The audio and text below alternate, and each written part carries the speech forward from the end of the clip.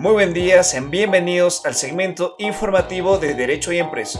Mi nombre es Iván Gutiérrez Luna y en esta oportunidad estaremos a cargo de realizar algunas anotaciones respecto a los contratos laborales sujetos a modalidad.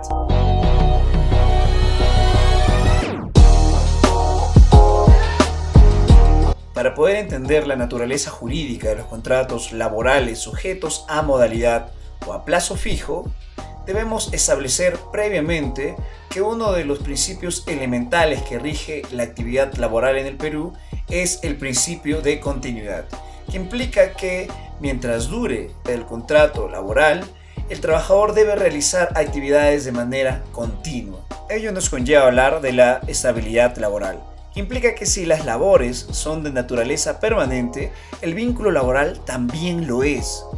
Ello teniendo en cuenta que nuestro ordenamiento jurídico siempre busca la estabilidad laboral de los trabajadores o de su vínculo en base al principio de continuidad ya mencionado. Teniendo en cuenta lo anteriormente mencionado, ya podemos establecer qué se entiende por contratos sujetos a modalidad o a plazo fijo.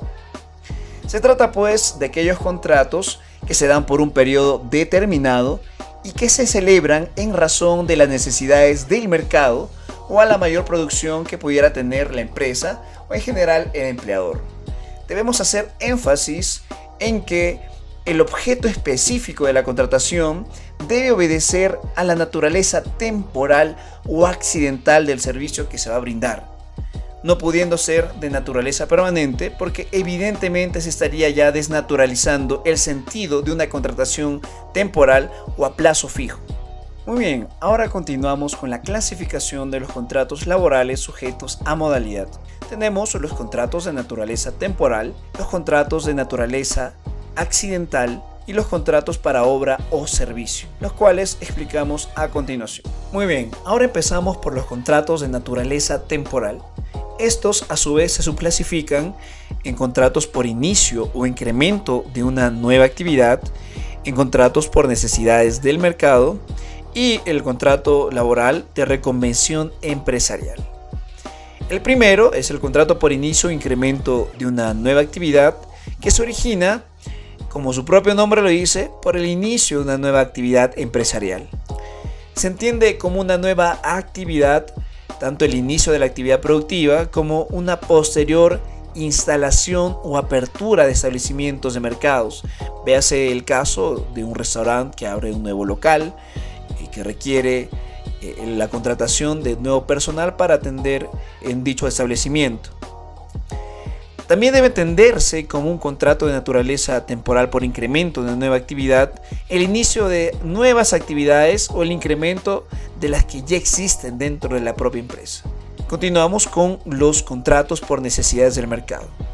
Estos surgen para atender incrementos coyunturales de la actividad que son originados por variaciones sustanciales, variaciones considerables de la demanda en el mercado. Dicha causa objetiva, como ya hemos incidido, debe sustentarse de manera muy clara en el incremento temporal e imprevisible del ritmo normal de la actividad productiva que va a obligar o va a hacer que el empleador necesite contratar a nuevos trabajadores para poder cubrir con esa demanda. Por último, en esta subclasificación tenemos la reconvención empresarial, que se origina por la sustitución, la ampliación o modificación de actividades desarrolladas en la empresa. ¿Qué entendemos por ese contrato? Pues cuando existe una variación de carácter tecnológico, de repente en maquinarias, equipos, instalaciones, medios de producción, etc., se va a requerir la contratación de un personal para realizar esas actividades de naturaleza específica. Véase el caso de una empresa que va a requerir la instalación de un software para poder registrar de mejor manera los pagos, los ingresos y egresos, y va a contratar a un personal que se encargue por un tiempo limitado de realizar esa actividad específica. Obviamente, una vez que acabe esa causa objetiva de contratación, el contrato temporal pierde su sentido y pues el contrato terminará por la propia naturaleza temporal de este. Continuando con la clasificación, tenemos los contratos de naturaleza accidental. Estos a su vez se subclasifican en los contratos ocasionales, los contratos de suplencia y los contratos de emergencia. El primero de ellos, el contrato ocasional, se utiliza para atender necesidades de carácter transitorio de la empresa, que estas deben ser diferentes de la actividad que se realiza habitualmente en el centro de labores. Su duración máxima será de 6 meses al año. Luego de ello contamos con los contratos de suplencia. Ese contrato se utiliza para sustituir de manera temporal a un trabajador estable dentro de la empresa. Debemos tener en cuenta que el vínculo con ese trabajador estable no ha terminado, sino que simplemente se ha suspendido por alguna de las causas previstas en el ordenamiento jurídico laboral. Tal es el caso, por ejemplo, de un trabajador que va a realizar al extranjero una capacitación. Mientras dure esa capacitación, un trabajador lo va a reemplazar de manera temporal.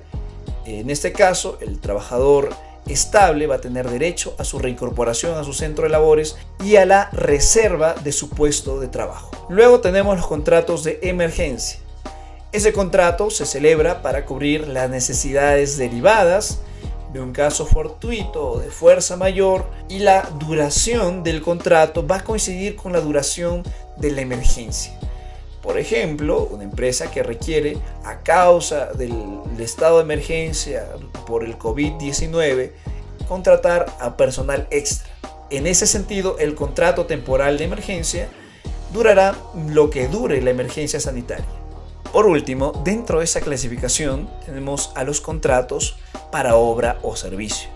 Estos, a su vez, se subclasifican en contrato para obra determinada o servicio específico, los contratos intermitentes o los contratos de temporada. Los contratos para obra determinada o servicio específico son aquellos que tienen un objeto previamente establecido y una duración determinada. Su duración será aquella que resulte necesaria para cubrir o agotar la causa objetiva de contratación. El contrato intermitente se celebra para cubrir las necesidades de las actividades de la empresa, que por su naturaleza son permanentes pero no continuas. Tal es el caso, por ejemplo, de las empresas del sector agrario en el Perú, ya que la naturaleza de sus actividades es permanente pero no continua, ya que, por ejemplo, realizan actividades durante todo el año, pero no lo hacen de manera continua. Por ejemplo, una cosecha no se va a realizar durante todo el año, sino que será por determinados periodos en los que se vaya a recoger los frutos de determinado producto. Los trabajadores que son contratados en esta modalidad tienen el derecho de contratación preferencial. ¿Qué quiere decir ello? Que van a ser contratados sin necesidad de que se requiera una nueva celebración de contrato o una renovación, ya que esta cláusula de derecho preferencial se establece en el propio contrato originario o primigenio. Por último, tenemos el contrato de temporada. Este contrato es aquel celebrado entre un empresario y un trabajador con el objeto de atender necesidades propias del giro de la empresa o el establecimiento, que se van a cumplir solo en determinadas épocas del año. Por ejemplo, la campaña en Navidad, la campaña de inicio de año escolar, que implican un aumento en la demanda en función a la naturaleza de la actividad productiva. Y es así como hemos llegado al final de este video. Recuerda que si quieres ver más contenido así, suscríbete al canal de Derecho de Empresa y síguenos en todas nuestras redes sociales. Gracias.